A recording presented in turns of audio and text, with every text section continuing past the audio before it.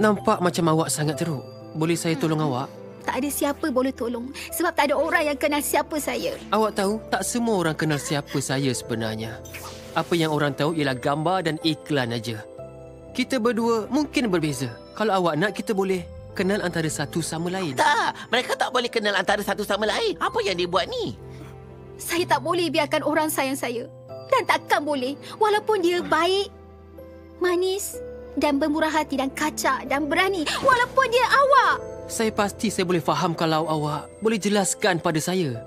Kita kena masuk campur. Tak boleh. Mereka tak boleh tahu yang mereka Lady Bug dan Kat Noir. Tak ada siapa boleh faham apa yang saya rasa. Marinette, awak boleh beritahu saya semuanya. Tak kisah apa pun, saya akan sentiasa jadi kawan awak. Dan saya, walau apa pun,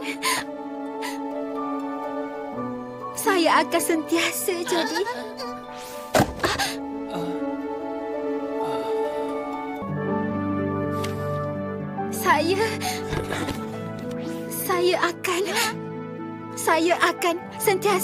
Saya akan sentiasa gagal hidup dalam penipuan dan takkan berjaya.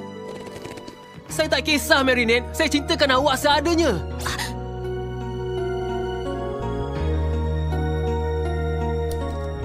Saya tak cintakan awak lagi. Saya pernah sukakan awak, Adrian, tapi sekarang dah tak lagi. Lebih baik macam tu. Tinggalkan pesanan lepas beep. Beep.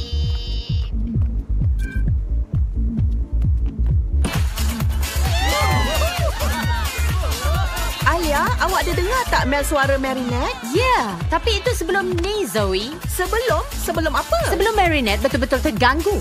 Tapi Alia dah hantar orang yang sesuai. Adrian. Dia akan pulihkan Marinette sekarang ni. Wow, dan bila mereka datang ke sekolah, mereka akan jadi pasangan. Rancangan yang sempurna.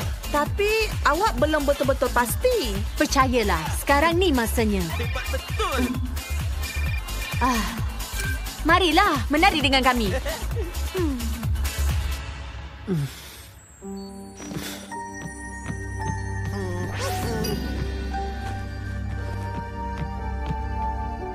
Saya rasa kita dah terlepas pandang. Betul tak? Mungkin. Awak rasa kita ada peluang tak satu hari nanti?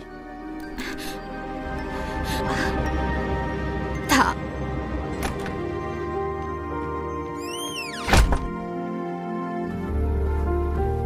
Awak tahu tak, Adrian? Kadang-kadang bila awak nak buat keju jadi matang dengan cara yang... Bukan sekarang, Black.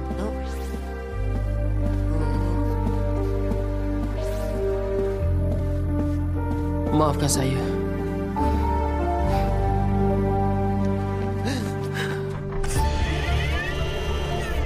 Seorang budak lelaki yang baru rasai cinta hanya dapat tahu yang dia dah kehilangannya. Adrian. Darwin kembali.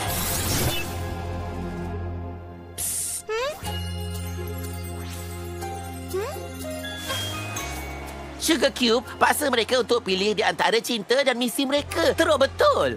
Mungkin Tuan Fu buat keputusan salah pilih mereka. Mereka diciptakan untuk bersama. Cinta yang bagi mereka kekuatan. Tapi cinta yang mustahil tu yang musnahkan mereka. Dan saya tahu perkara tentang kemusnahan. Apa yang kita nak buat? Kita kena bebaskan mereka dari pilihan mustahil. Kita kena bebaskan mereka dari kita.